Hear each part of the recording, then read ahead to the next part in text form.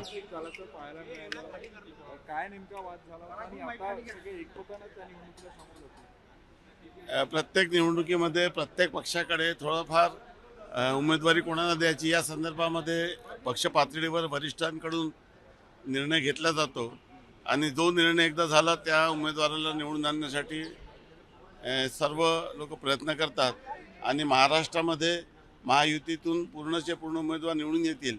ज्या पद्धतीचं मागच्या विधानसभेच्या निवडणुकीमध्ये महाराष्ट्राच्या जनतेने जो जनादेश दिला त्यानंतर स्थानिक स्वराज्य संस्थांच्या निवडणुका झाल्या आणि त्या निवडणुकीमध्ये फार मोठं यश महायुतीला लोकांनी दिलं.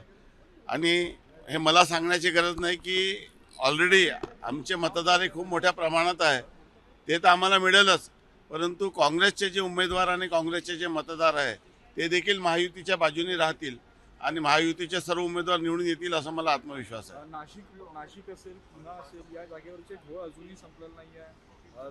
दोन उमेदवारी अर्ज दाखल केलेले आहे. याला कसं हे आजपर्यंतच्या प्रत्येक निवडणुकीमध्ये अशा पद्धतीच्या घटना होत असतात. प्रत्येक व्यक्ती आपला क्लेम आहे अशा पद्धतीची त्याची धारणा असते, तो फॉर्म भरतो, परंतु नंतर पक्षश्रेष्ठीवर वरिष्ठांकडून सूचना आल्यानंतर ते विड्रॉल केल्या जातात.